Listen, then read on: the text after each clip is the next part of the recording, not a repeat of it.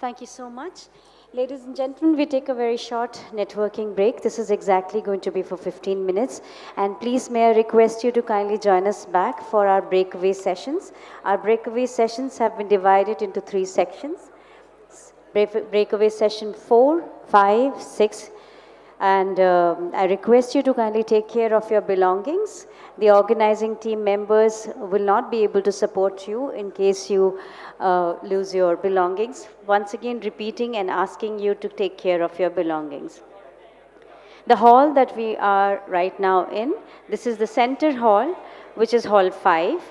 To my left, it is going to be 4, hall 4, and to my right is hall number 6. So we'll have breakaway session 4, 5, and 6. 4 to the left of the center stage, 5 would be the center stage, and 6th breakaway session would be on to the right of the center stage. The breakaway session 4 would be speaking about strategic pathways of MFIs, navigating change and embracing opportunities. And breakaway session 5 would be about gender responsive finance, fostering inclusive finance for equitable growth. And our breakaway session 6 would be around financial well-being of microfinance households, strengthening social security safety nets. In our breakaway session 4 and 5, we will also have some lead presentation. A lead presentation would be on risk management microfinance, the role of insurance, which would be in the breakaway session 4. And breakaway session 5 would also have a lead presentation, which would be on the real cost of paperwork for MFIs and how to break free by legality. Ladies and gentlemen, once again, I request you to kindly join us back in time. This is a short 15 minutes networking break, and please join us back in the respective halls of your interest. Kindly take care of your belongings, and thank you so much for your attention. Presentation. Requesting everyone to kindly settle down as we now begin with our lead presentation.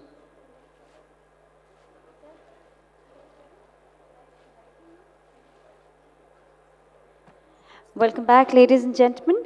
We are headed towards our breakaway session 5 in this hall. Before we move on to our breakaway session 5, we have a very crucial lead presentation. It will be presented by the Head of Marketing Legality, Mr. Aditya Patel. May I request Mr. Aditya Patel to kindly join us onto the stage to make the lead presentation on the real cost of paperwork for MFIs and how to break free. Over to Mr. Aditya Patel.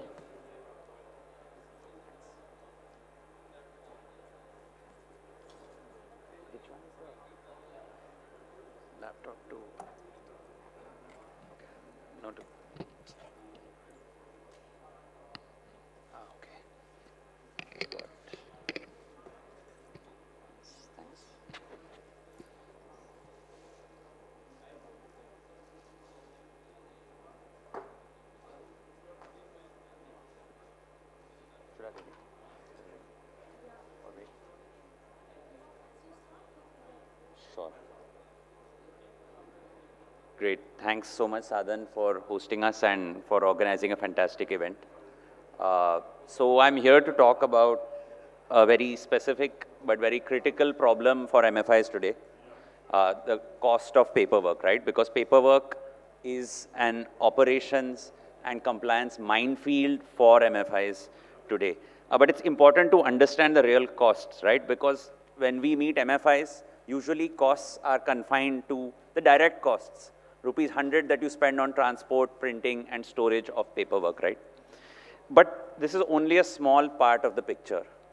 The real costs, there are actually 5 real costs to paperwork for MFIs, right? The first is time. It takes a minimum of 45 minutes to 1 hour to process one agreement kit for a loan in a branch, which limits disbursal speed. The second is productivity. People at the branch spend about 2 hours a day doing paperwork tasks like printing, verifying documents, and things like that. That's time they could have been spent doing other things. Third, of course, is direct costs, which we covered. Fourth is a bad customer experience, right? If a customer or a borrower is spending an hour or 2 at a branch, it's a direct hit on their daily wages, daily earnings. And finally, there's compliance, right? RBI comes up with new regulations like KFS. You have to change your entire process to incorporate KFS. Paperwork-related fraud can impose regulatory costs on you, right? So apart from direct costs, which we all know and which are very easy to measure, paperwork really has 5 very deep-rooted structural costs. And it's important to understand these costs because when you truly internalize these costs, only then is there an urgency to actually shift away from an old physical-based process, right? So at Leegality, it's very simple. We help MFIs break free from all of these costs. We help MFIs build an end-to-end digital process for each touch point of paperwork. So, I mean, 2 decades back, payments were very hard to do and hard to collect and hard to process. Today, we kind of take it for granted. It's so convenient, both for a payment collector and someone actually making a payment, right? We want to bring that same convenience, and we are bringing that same convenience for MFIs to the paperwork process as well. So that's essentially the real cost of paperwork, and that's how we solve it.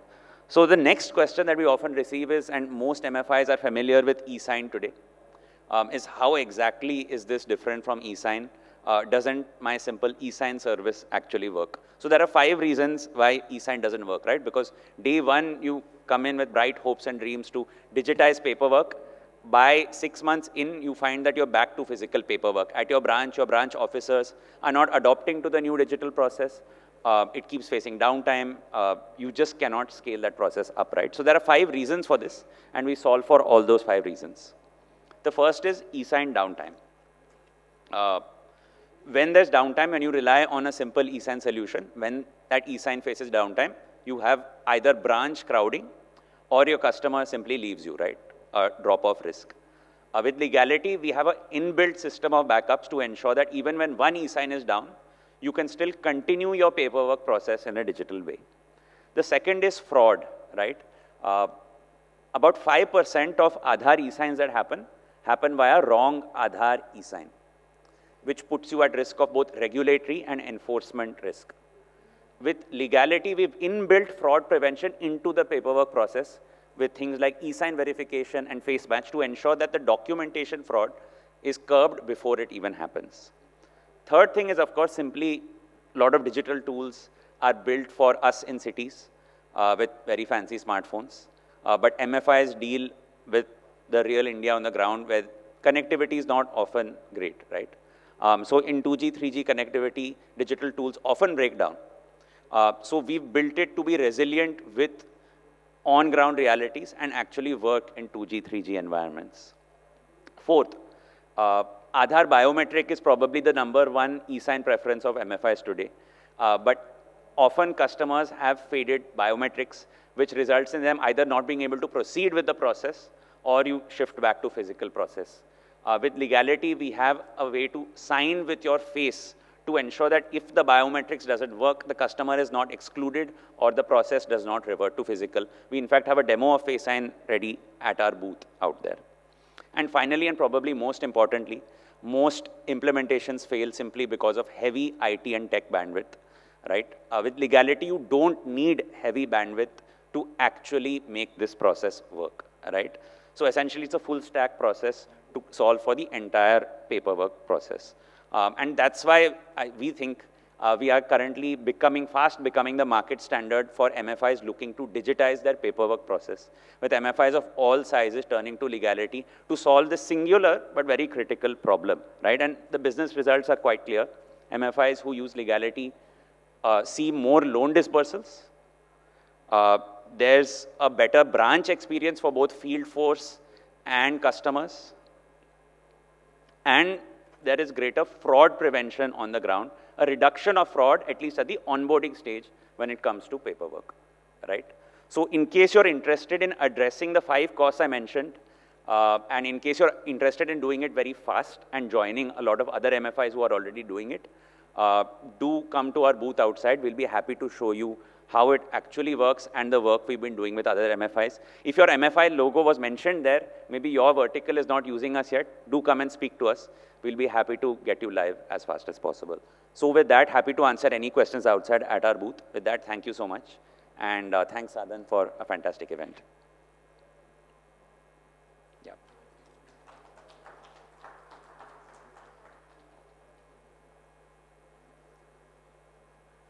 Thank you so much for that very short but very precise and wonderful presentation. Ladies and gentlemen, we move forward with our Breakaway Session 5. And please join me as I invite our esteemed panelists onto the stage. May I request our Honorable Moderator of the session from APMAS, Mr. C.S. Reddy, to kindly join us onto the stage. May we also invite Ms. Bonani Roychoudhury, who is MD Nabsamruddhi, to kindly join us onto the stage. Very warm welcome to you, ma'am. May I also request Director Impact Investing AVPN, Mr. Ramkumar Venkatramani, to kindly join us onto the stage. I also invite on stage Senior Program Officer Bill and Melinda Gates Foundation, Mr. Krishna Thacker.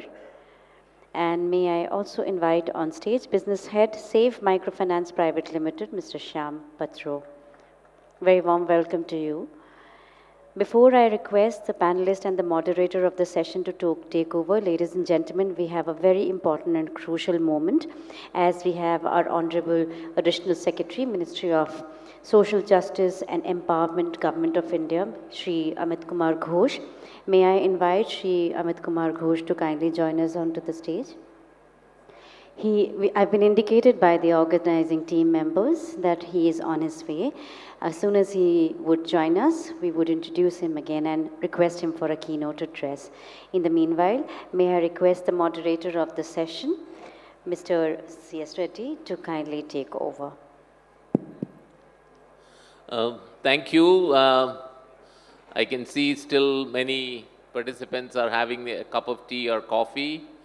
But we'll get started because we are already running late by almost 30 minutes. I consider this panel discussion as an important session. It talks about gender. And oftentimes we think that, gender is about working with women. I think it's much more than that.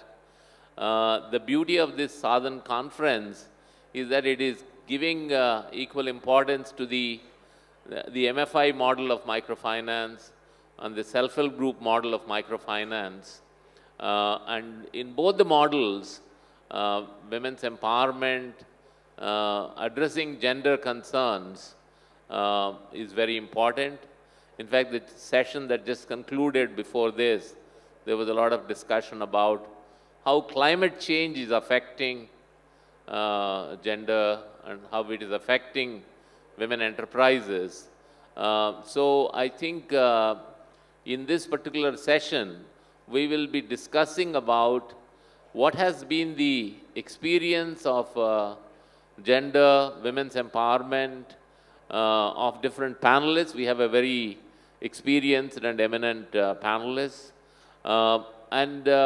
In addition to understanding their experience, we will also be looking at what kind of recommendations that can come in terms of addressing gender.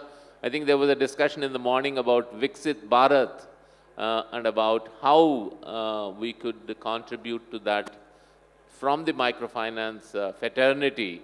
So I think this session is in a way going to address some of the gender concerns. And I guess you have the keynote speaker. So welcome to the keynote speaker, and I'll let her do the honors. Thank you. Thank you so much, moderator of the session, for very well introducing the session. But we're also very privileged to have with us our keynote speakers. Ladies and gentlemen, may I request you to put your hands together as we welcome Additional Secretary, Minister of Social Justice and Empowerment, Government of India, Shri Amit Kumar Ghosh. Very warm welcome to you, sir. Sir, may we request you to kindly join us onto the stage. May I also request our Sa-Dhan CEO, Mr. Gigi Maman, to kindly escort him and welcome him with a planter. Ladies and gentlemen, we are being joined by Additional Secretary, Ministry of Social Justice and Empowerment, Government of India, Shri Amit Kumar Ghosh. Sir, very warm welcome to the National Conference, and may we welcome you with a planter.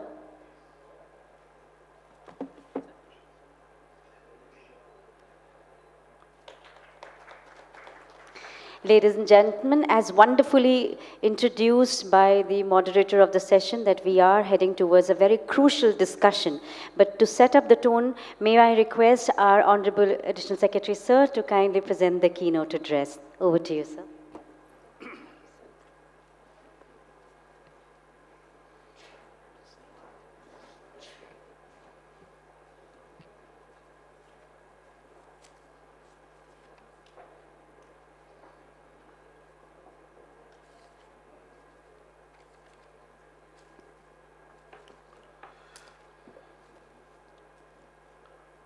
Mr.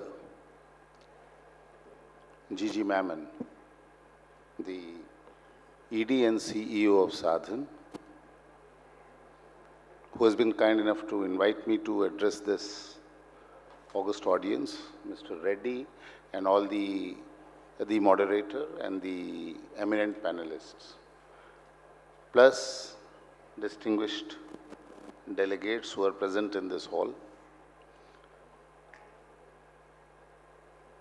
It goes without saying that if 50% of the population of this country is not looked after, we are doing a great disservice to the nation.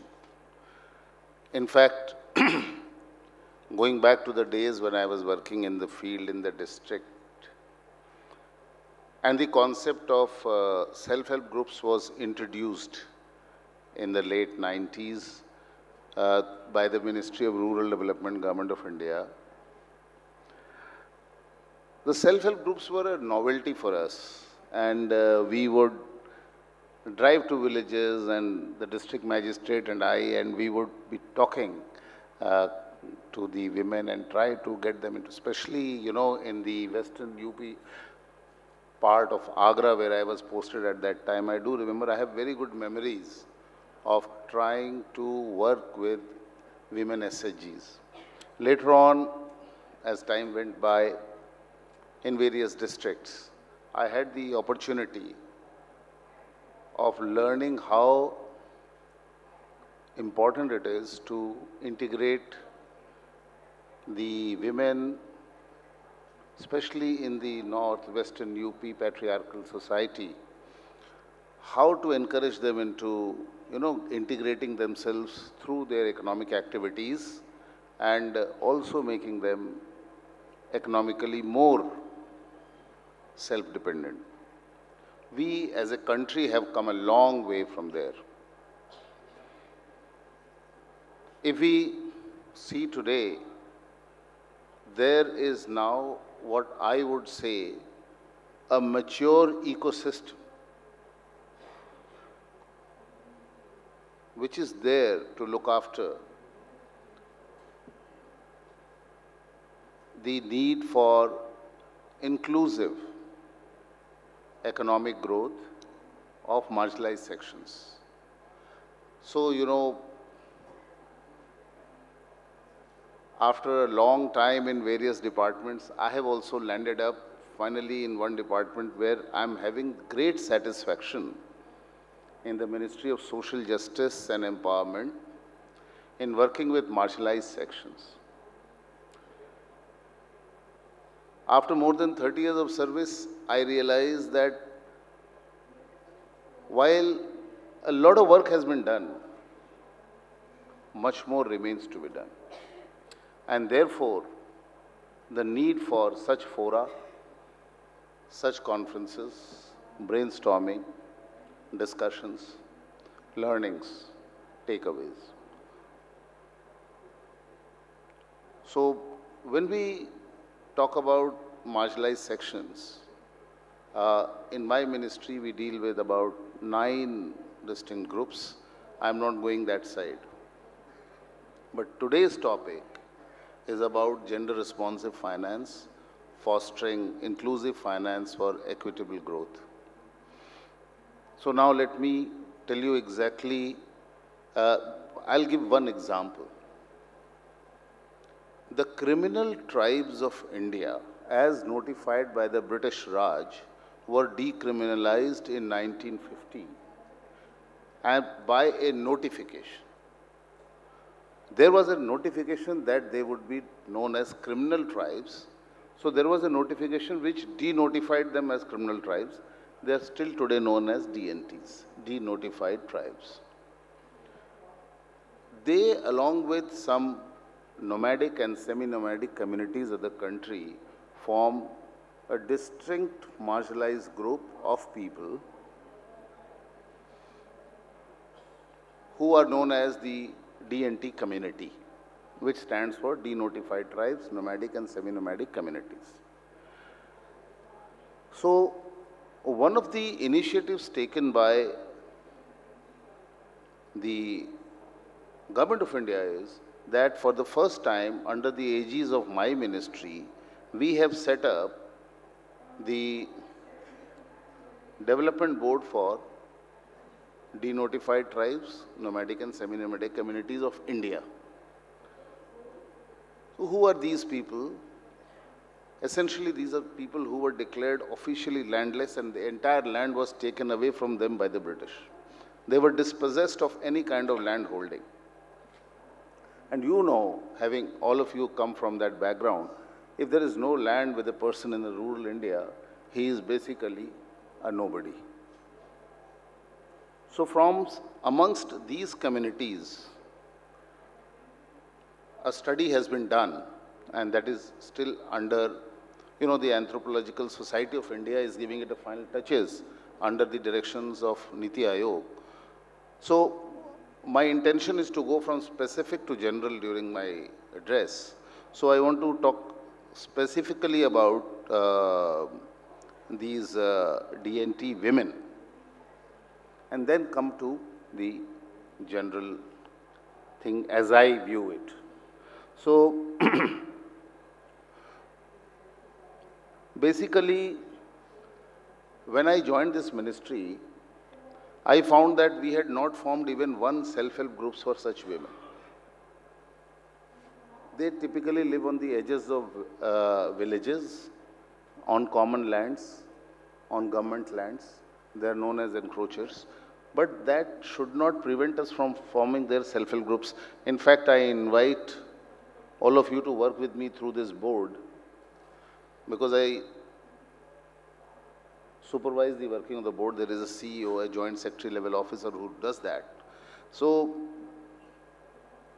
I'm happy to tell you that within the last 6 months, I have been able to form 800 self-help groups of such women. And my target is to form 1,500 self-help groups this year. And not only that, by the end of 25-26, I will have formed 3,500 self-help groups of DNT women. So it's learning for me all the way, because as I said, what I did in 98 when the SHGs came, and after so many years, I am going in the field looking how these women who typically live in kacha houses even today. So we are doing that for them. So this scheme is called Scheme for Economic Empowerment of DNT Communities. So we intend to, push the economic inclusion of these women. Why? The situation is this: our study tells us most men are addicts, and a large number of boys below the age of 15, 16 have taken to drug pushing as couriers. So even as we discuss them over here, it's a very, very challenging scenario. And this is where, I was talking with Mr. Mammon that we must meet after this conference to look into the possibilities of how we can engage with the agencies which form part of the Sa-Dhan umbrella to work with these people. So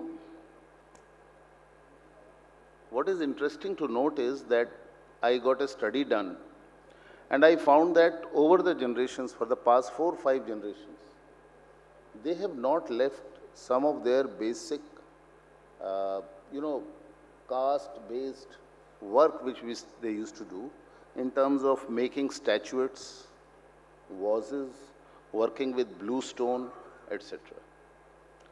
In fact, if you go to Gurgaon, on the outskirts of Gurgaon, there is right now a community parked, and they do locksmithy. And in all the melas of Gurgaon, they go, they sit, and they sell their locks, and they're quite popular. So I'm just trying to tell you that they do have some skills. So, ladies and gentlemen, I gave the example of these women to, set the tone of that there is a lot to be done. So now it is my pleasure to tell you that a lot has been done. As of last year, microfinance institutions were serving nearly 7 crore unique borrowers.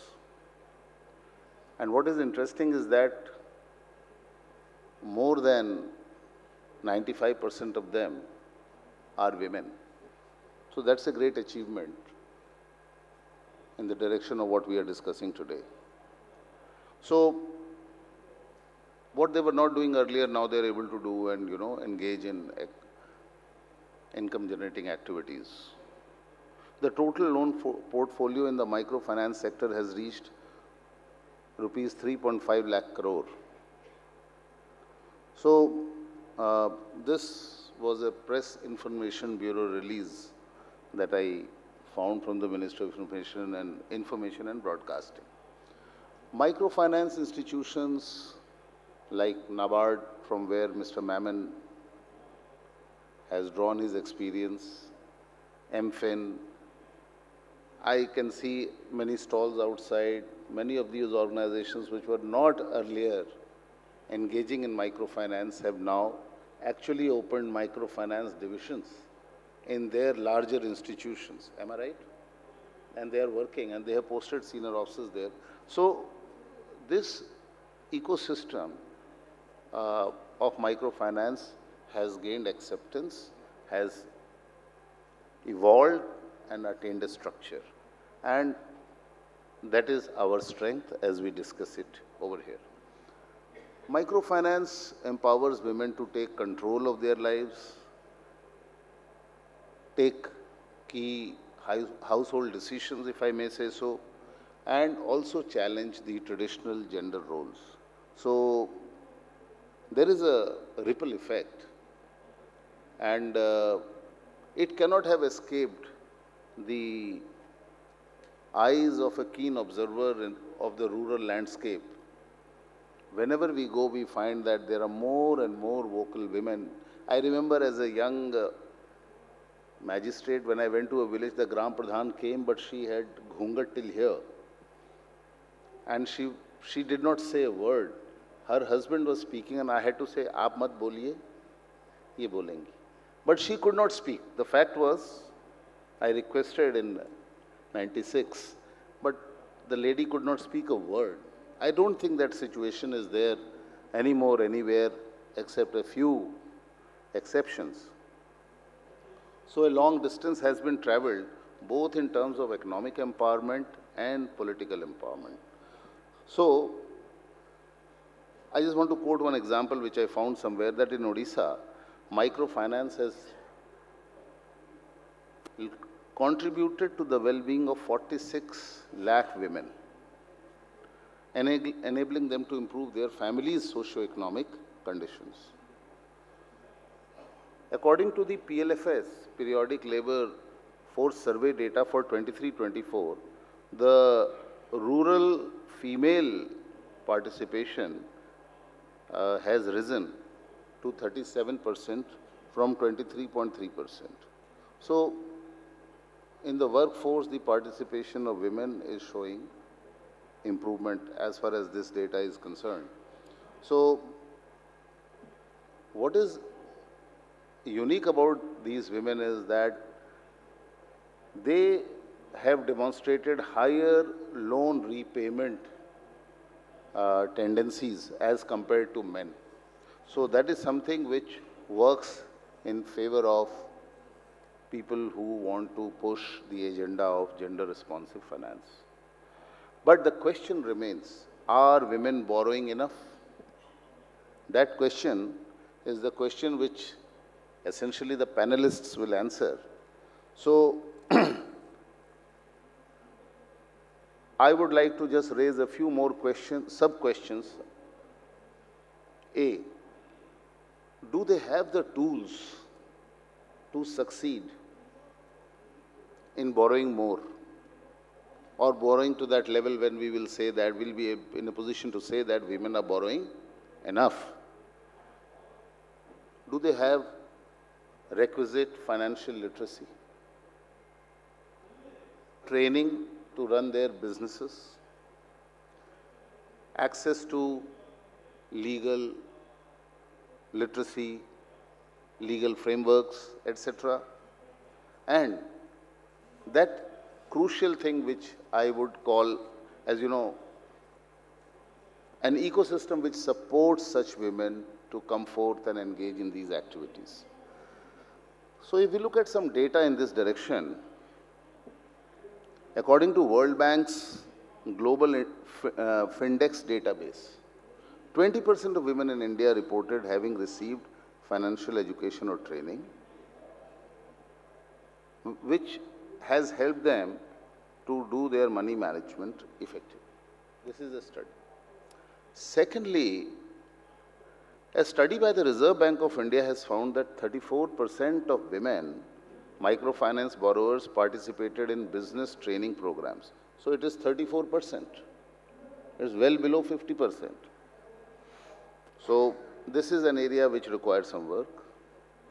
Insofar as legal framework is concerned, the International Monetary Fund has highlighted the importance of supportive legal framework in protecting women's property rights, and formal percentages are not really available specific to India, but we know that property rights amongst women remain limited.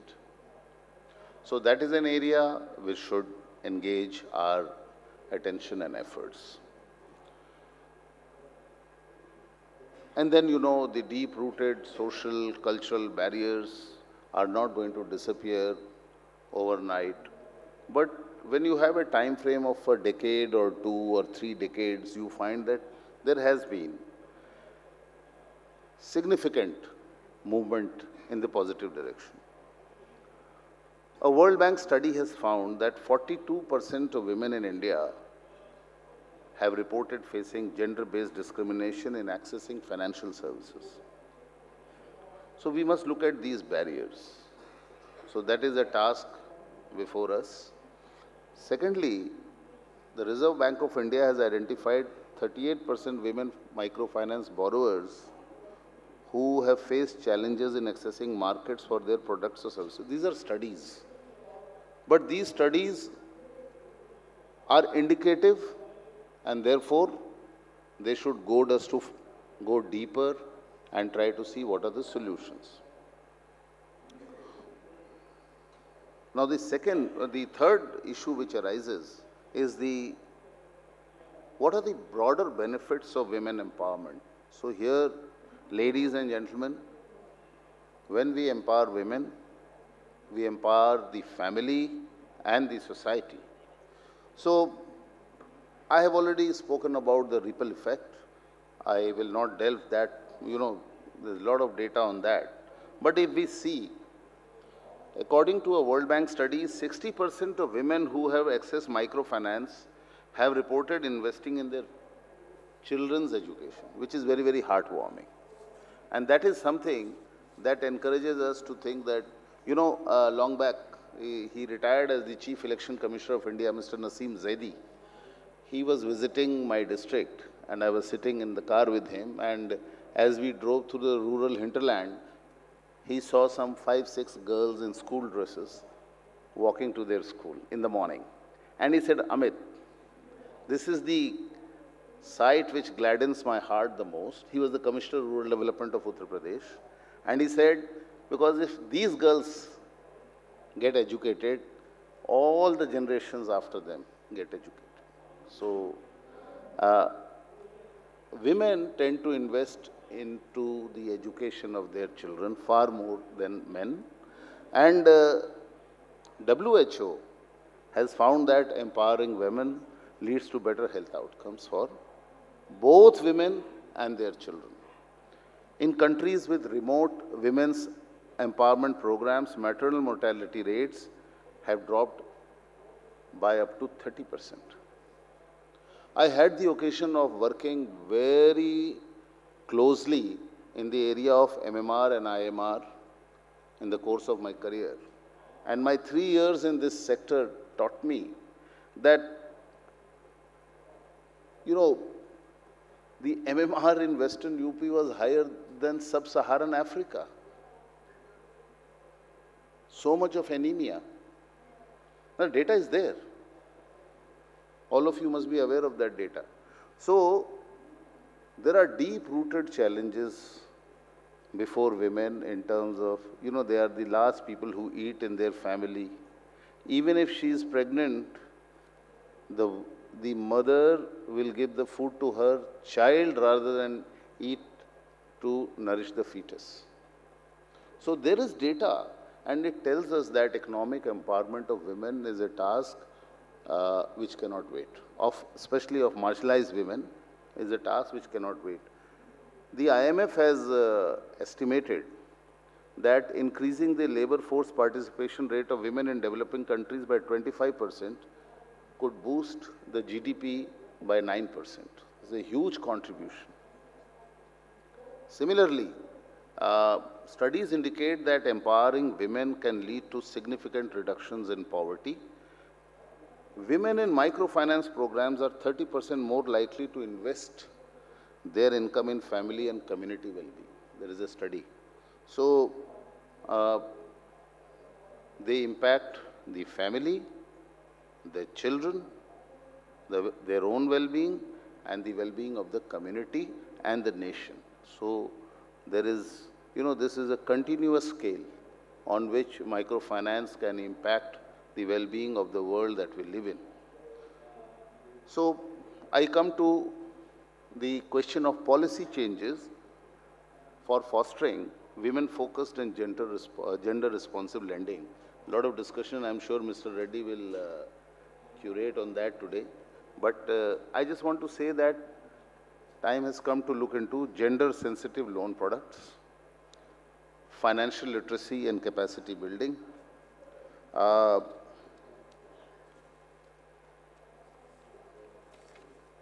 third, improved access for rural women. 55% of women in rural areas in India lack access to formal financial services, highlighting the need to expand the reach of microfinance institutions and digital banking services to these women. Finally, 2 points, just 2 points, and I'll finish. Supporting legal and policy frameworks. So, the IFC has reported that 40% of women in India face legal barriers in accessing credit independently. And finally, the last point, and this is something in which, everybody talks about it, but I find that, we are always running behind. We are always running behind, which is monitoring and evaluation.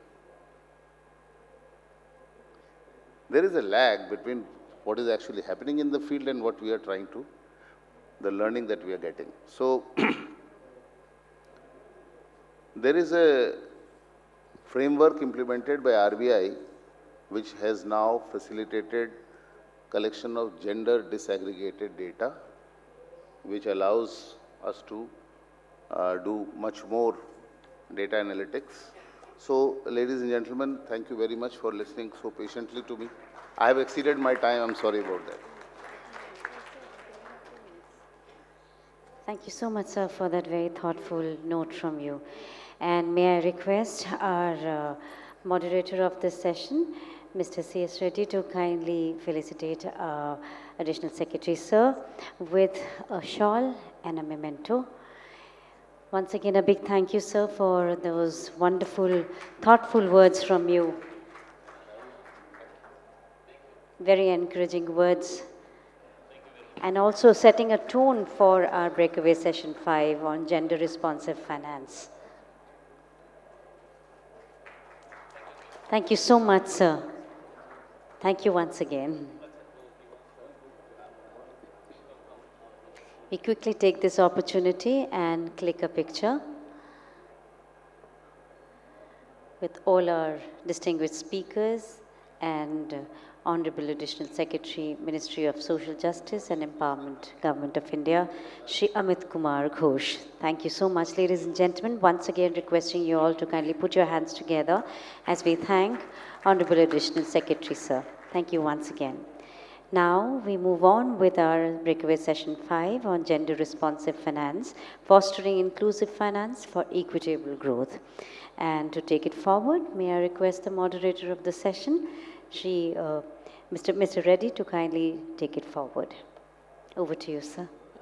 Thank you very much. I think we got an overview about what the Ministry of Social Justice and Empowerment is doing with regard to the denotified tribes and the self-help groups formed by them and their empowerment. So we are really thankful to the Additional Secretary. So now we move on with the session. As I mentioned earlier, I think we have two types of models that we have discussed during the conference.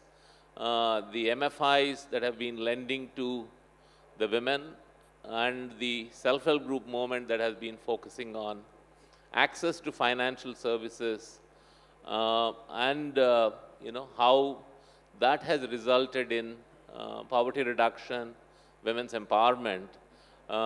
As we are running behind schedule, I would like the panelists primarily to share their quick thoughts. Initially, I was thinking each would get 5 minutes, but maybe now I will, between now and lunch, so we kind of, so I would request maybe 3 to 4 minutes each panelist to share their experience and learning. And then we will do a quick second round of where do we go from here. So I think the first question that I want to really pointedly ask to all the panelists is microfinance resulting in empowerment of women? I think with that we will start, and maybe we'll go in the sequence starting from my left with Ms. Bonani Choudhury.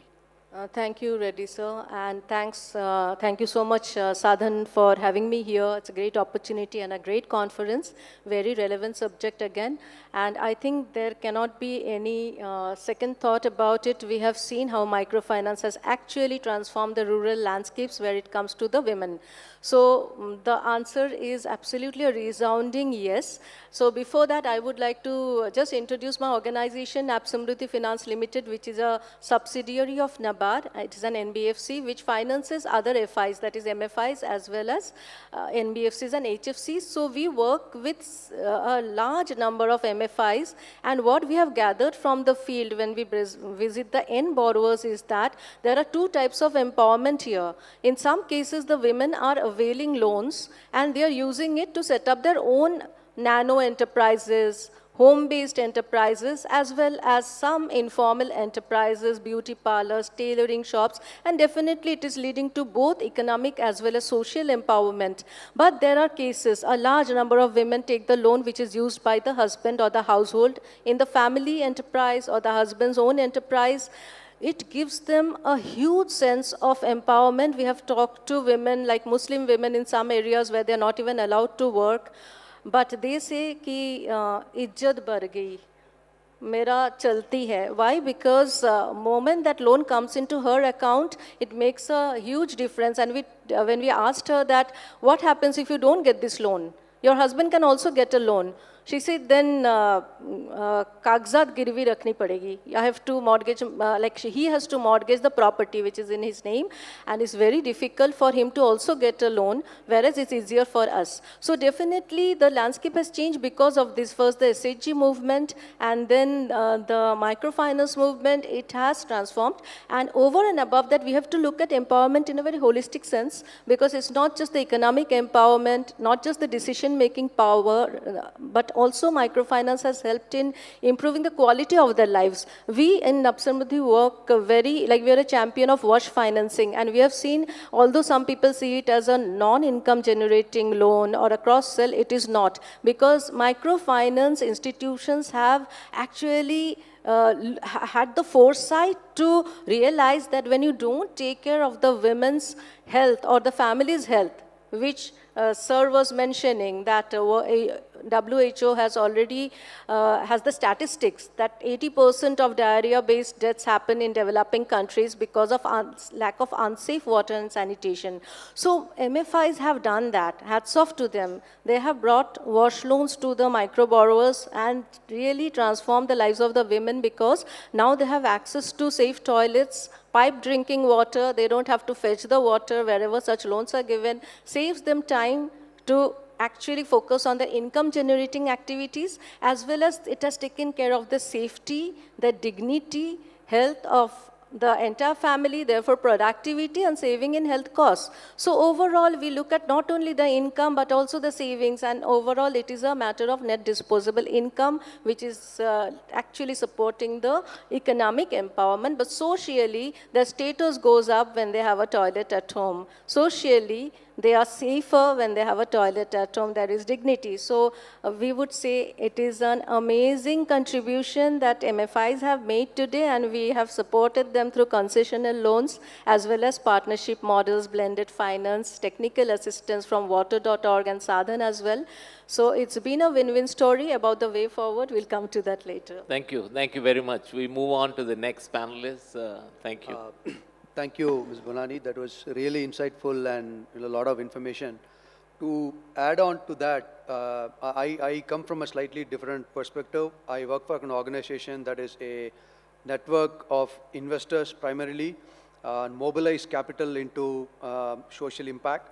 And MF is one of the key areas where actual impact is happening on the ground, which is actually being measured, and data proves that there are evidence of women getting empowered due to access to credit, right? I think broadly 4 areas how this has helped people. Number 1 is access to capital, which was lacking from the traditional financial institutions in the past. 2, opportunities to become productively employed.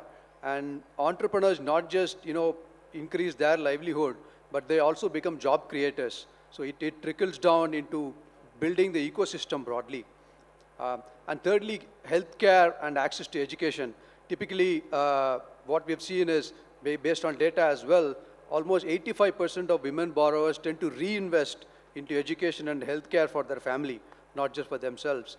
And in fact, a study lead by Kriya said almost $3 trillion can be added to the Indian GDP with women full participation in the employment force, right? So these are powerful tools. And one thing that a lot of people tend to ignore is the bargaining capacity of women who are stuck in bad relationships. Microfinance makes them, become dignified, have their own source of income, and not be tied to, some cases where, a relationship is not very healthy. And plus, provide a significant amount of opportunities for their children to get educated in, good educational institutions. For instance, one of our members invested in a firm called Varthana, which funds affordable private schools in rural areas, right? And a lot of these institutions are women-run. And microfinance plays a significant role in providing educational access to the more underprivileged. And again, trickle-down economics is, we have a Nobel Prize winner who won the Nobel on a macroeconomic perspective. Trickle-down economics plays a very significant role in bringing people up, making them socially mobile. Thanks. Thank you very much. We move to the next panelist. Please. Thank you, Reddy sir, Amit, for setting the context. I may have a slightly divergent view, but let me start with share.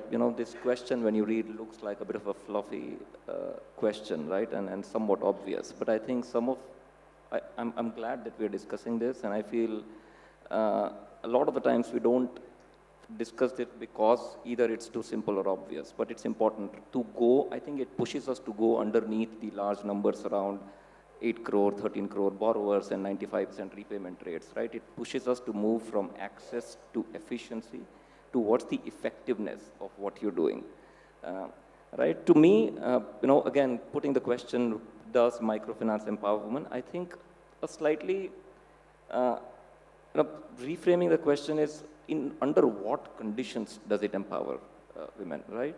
And then maybe allow me to sort of spend the next 2 minutes to unpack those conditions a little bit. So there are two parts to it, right? One, when we say, let's clarify, when we say empowerment, what does it mean? So in our world, it's broadly around three things: access to economic opportunities, right? Like equitable access to economic opportunities. Should they want to go and participate in the economy, do they have opportunities? Then does it increase their income and sort of the quality of life, right? And third is, whether does that result to increased control and agency over their financial lives? So these three things, right? I mean, of course, there are a whole lot of other things, but simply these three things is what we mean when we say empowerment. And now the conditions, right? I mean, of course, in certain conditions, it's a tool. The same tool can do, harm or good. So the key question is, under what conditions is the tool most effective, and under what conditions is it not? We do have some indications that we wish we had more data, but broadly, as I said, the data gives mixed signals, right? So these are the conditions, and I think around context of three things: segments. So for different segments, right? If you're talking about the bottom 8% extreme ultra poor, however you want to call them, of course, you won't go with the same kind of products. There has to be a whole credit plus model of I think the graduation model seems to be very effective, and we all, most of us in the room would know about the data.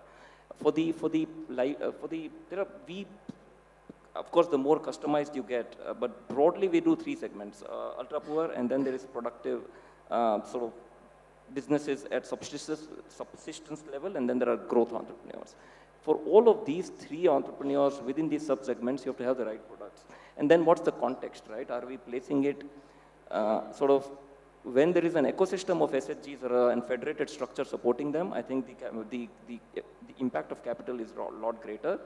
And if the market is supporting... There's some, and hold it maybe this way a little bit, yeah.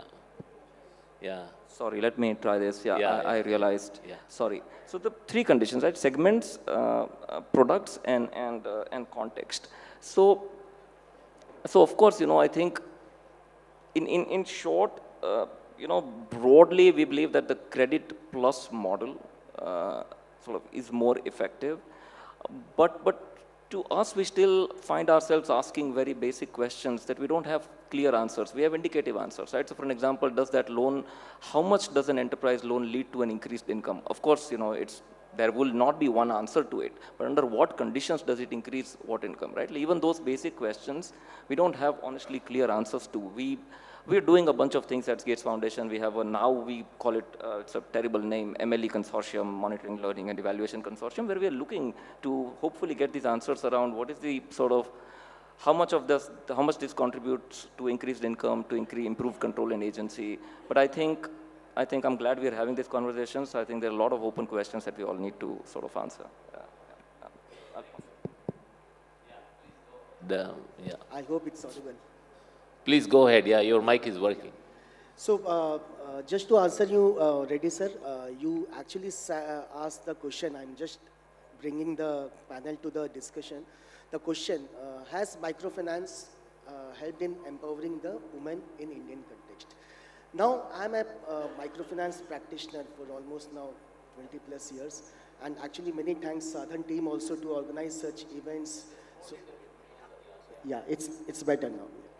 So when you say microfinance, empowerment, female, women, Indian context, so these are the tag words, okay. Now, when I say microfinance, I'm sure most of us know that, it has been really a great tool, significant impact, creating micro enterprises, financial freedom. So all those things I would not repeat again. But coming back to empowerment, so even Ghosh sir also has highlighted a bit on that.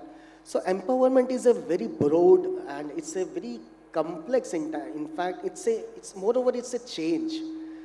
And whenever you mention about a change, it's always time consuming, it's always an ongoing thing. Microfinance, yes, definitely has been a great, impact in terms of impact on economic empowerment. Okay, when you unpack this empowerment, it can economic empowerment. It can also be a socio empowerment. It can also be a lot of in Indian context, we have a lot of community-based perceptions for the females. There have been long time traditions also, which has not been very much supportive of females. So I'm sure microfinance has not actually touched upon that, but microfinance has been really an amazing work on the economic empowerment. Social empowerment, yes, because it has really given a lot of confidence to the female. Being a practitioner, I really feel so happy. 2 years, 3 years before, when we met our rural customer, she was not even able to utter a word. And today, when you say she's leading some enterprise, she's not only an employee, but also has earning income for her employees also. And on economic front, I just give you just some data pointers. We have this Pradhan Mantri Mudra Yojana. It will surprise almost 70% of that PM Mudra Yojana has been really consumed in the micro enterprises led by females. So it's a big number. 70% is a huge number. In terms of banking, if you come to the banking, almost now we have 35% of bank accounts which are actually being in the name of the females. 35% of insurance policies. So these numbers are not because some few years back it was almost in a single digit. So definitely on economic front there has been a lot of empowerment happened. I actually come from a company called Safe Solutions. So we have a very interesting concept. So we actually really not are saying that women empowerment, but it's more of a women-led empowerment. So we have some around 18,000 customer service points, open kiosks spread across India, almost east, west, north, south, almost every corner of India. And out of that 18,000, so those 18,000 kiosks are basically which provides banking and financial products, financial services to the rural counterparts. And 30% of those kiosks, that is almost 4,500. 4,500 kiosks are actually being led by females. And that is the compounding effect. Because that is those 4,500 females are actually disseminating all type of information, financial literacy, about banking products, about insurance, about savings, about education, everything to all the society. So I know we are running short of time, so I'll just pause here, sir. Thank you very much, Mr. Patro. I think we have had one round of sharing ideas about the microfinance led to women's empowerment. I think it seems to be very evident from almost 30 plus years of the sector, both the self-help groups and the microfinance institutions. It is not only contributing to access to financial services, more importantly credit, but it is also contributing to that kind of a gender dimension, addressing women's empowerment. I think, particularly the SHGs, there has been a book published on the 3 decades of self-help groups recently. And the book very clearly brought out that women consider SHG as their identity. It is considered as a mechanism by which their self-esteem has improved, self-confidence has improved, self-worth has improved. And women today are seen by the members of the family as someone who brings maybe 1 lakh rupees or a 2 lakh rupees loan to the family for their economic activity.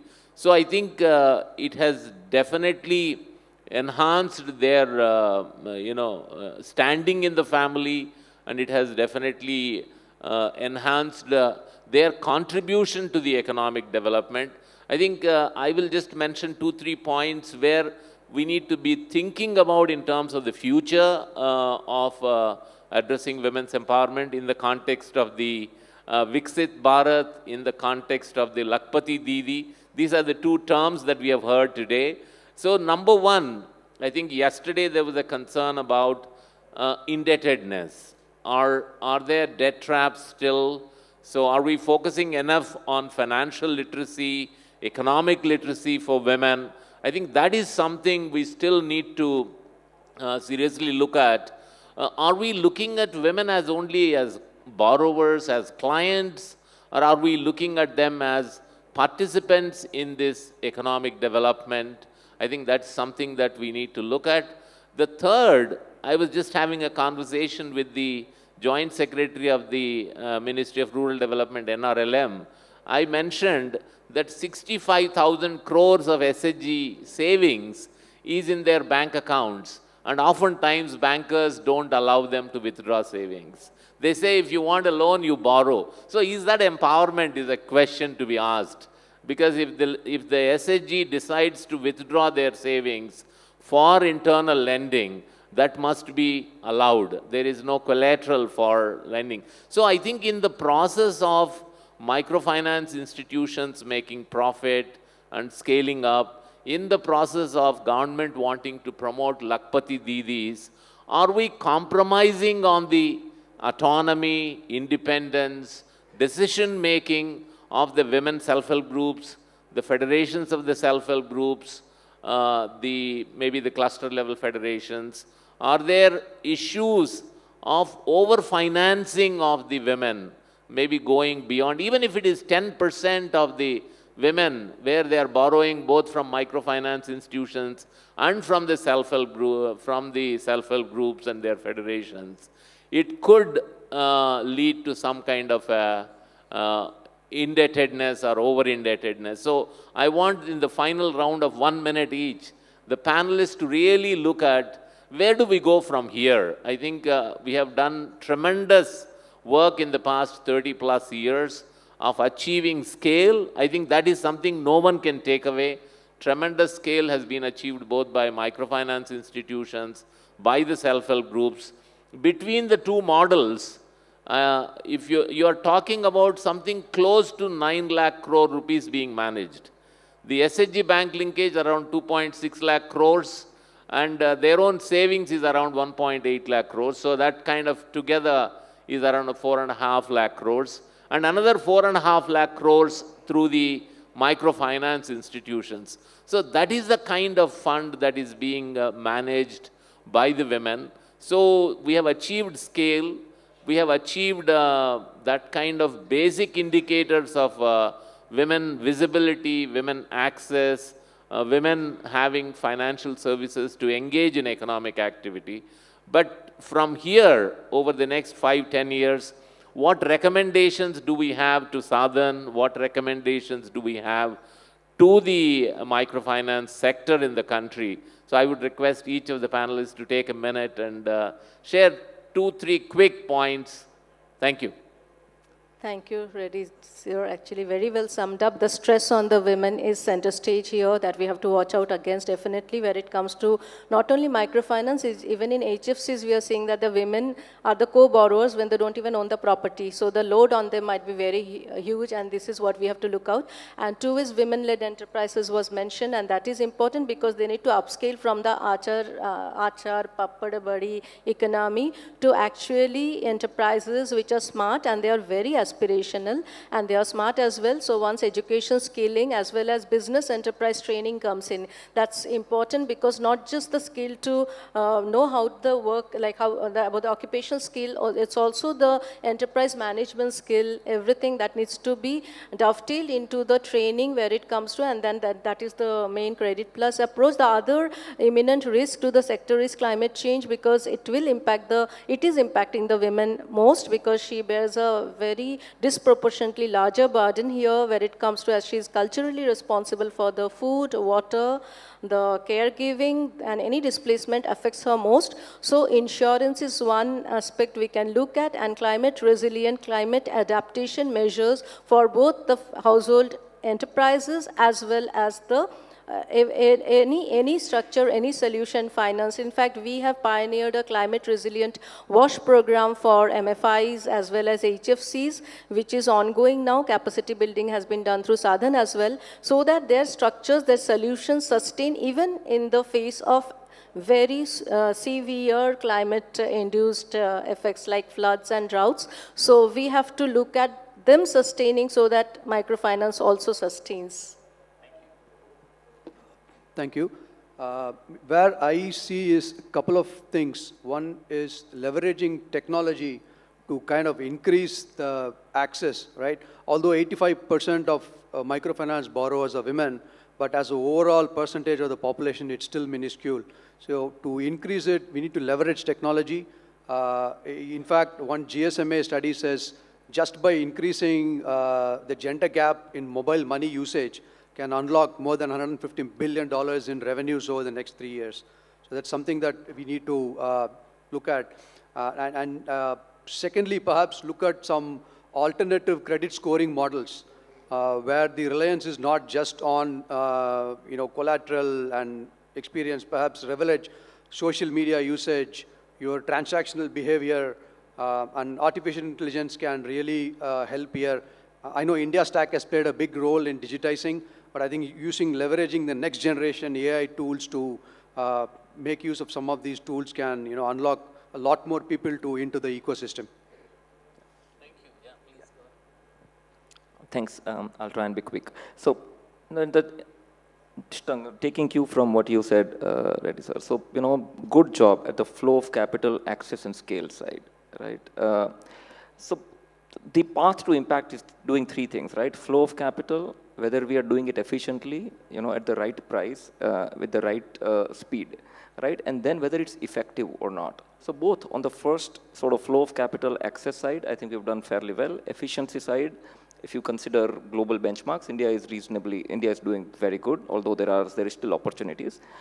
I think what we need to do as a sector is to tell a better story about effectiveness, right? And again, what works, and rather than sort of telling a blanket story, I think we've told a good story about access and scale, but not a clear story around under what situations is it effective for segments of women.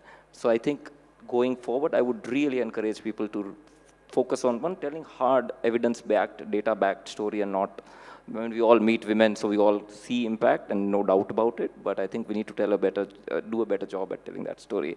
And just one last piece around products, right? There are so many opportunities to have specialized products. We used to call the old, again, there was different time, but old microfinance, microcredit as yellow pajama, right? You give the same type of loans to the, at same frequency. I think there is a huge space to offer a lot targeted products with flexible repayment opportunities. There are so many, like for livestock, right? I'm surprised to see that about 20-30% of the loans are going for livestock, but we don't have a lot of specialized, even I can't find specialized products around it.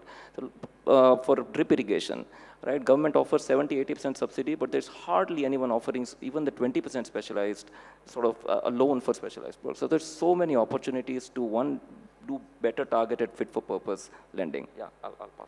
Thank you. Yeah, Shyam. Yeah, I think last is like, almost all the points getting covered. But yeah, only Any specific recommendations? Only one thing I would just like to add here is the digital divide. Okay. So I think that is something which is really be a game changer. And that is I see when you see the data pointers on the internet usage, on the mobile penetration, it is almost, it's 2x, means half of the male proportion.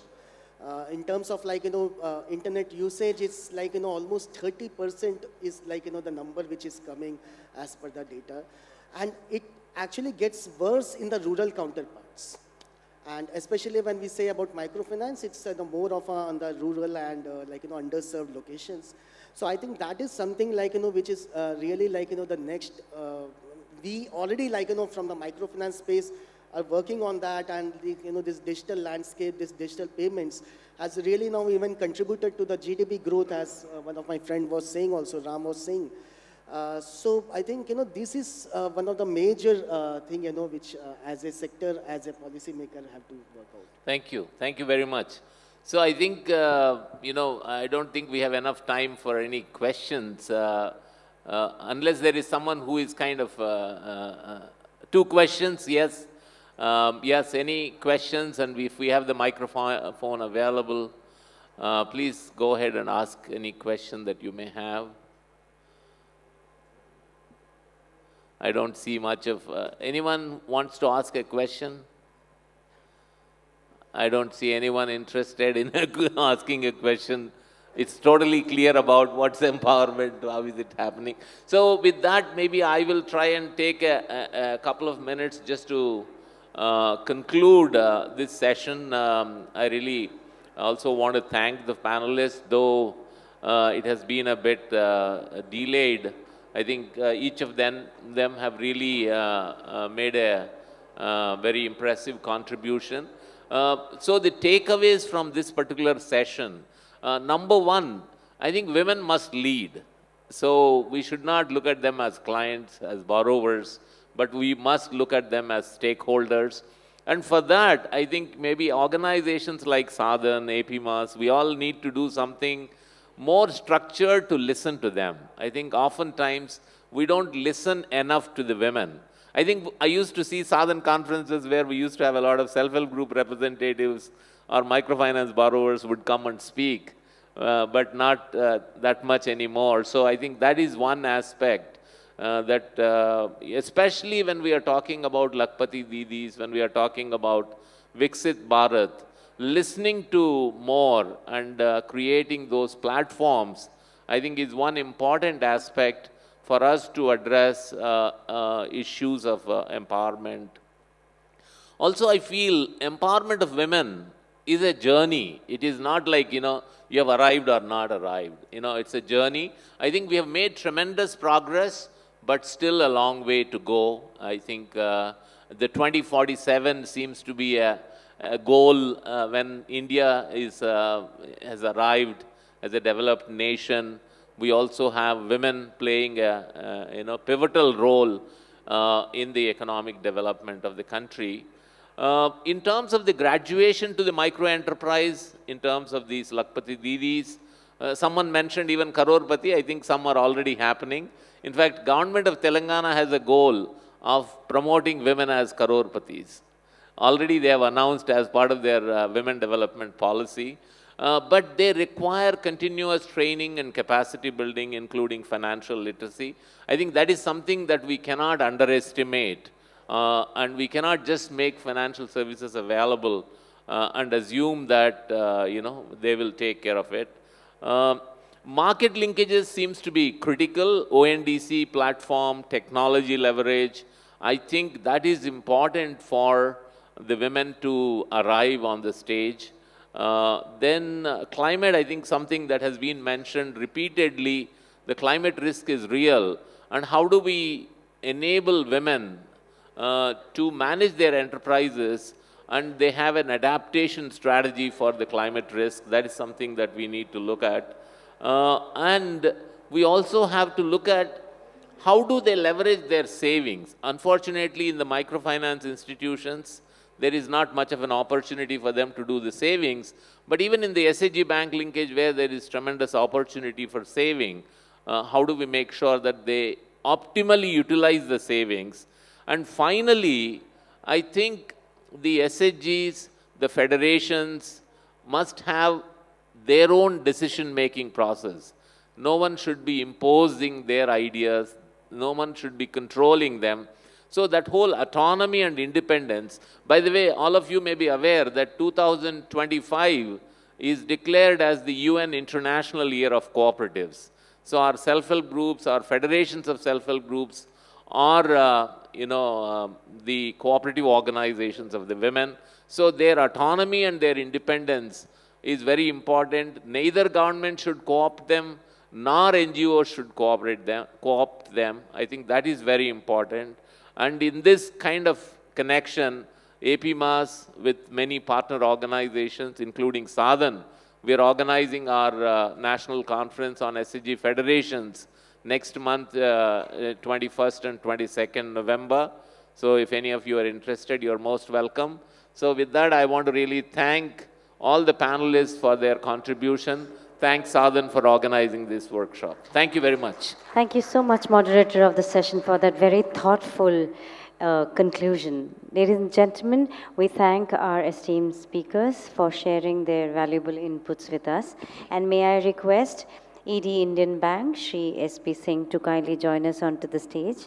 May I request Mr. S.P. Singh to kindly join us onto the stage and present a shawl and a memento to our esteemed speakers. May I request you all to kindly put your hands together as we thank the moderator of the session, Mr. C.S. Reddy, presenting a shawl and a memento to the moderator of the session. Thank you so much, sir, for wonderfully conducting and concluding the session.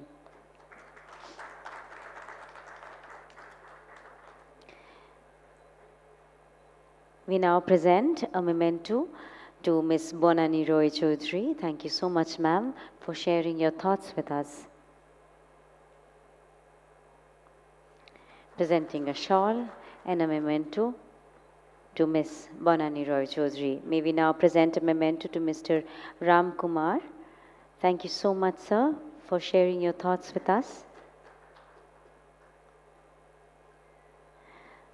And a heartfelt gratitude to Mr. Krishna Thacker.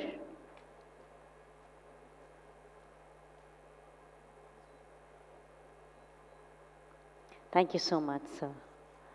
We now present a memento to Mr. Krishna. And a big thank you to Mr. Shyam Patro. Thank you so much, sir, for sharing your thoughts and ideas with us. May I request everyone on the stage to kindly step forward for a group photograph, please? Thank you. Ladies and gentlemen, with that, we conclude the Breakaway Session 5. And we request you all to kindly join us for the networking lunch. We wish to begin with our next session, sharp at 2:30. May I request you all to kindly join us in time for the same. Our next session would be the plenary session 4 on Microfinance 2034, the future of microfinance in India. Before the plenary session, we also would have a lead presentation, for which I request you all to kindly join us 5 minutes before the plenary session. Thank you so much. May I request our lead presenter for this session, Mr. Aditya, if he could join us. And once again, may I request Reddy, sir, Mr. C.S. Reddy, to kindly present a memento to Mr. Aditya Patel, who made a lead presentation on yes, he's from Leegality. The presentation was about the real cost of paper for MFIs. Thank you so much for sharing your thoughts with us, Mr. Aditya Patel. And we now present a memento. Thank you so much, Mr. Reddy, for doing the honors. Thank you.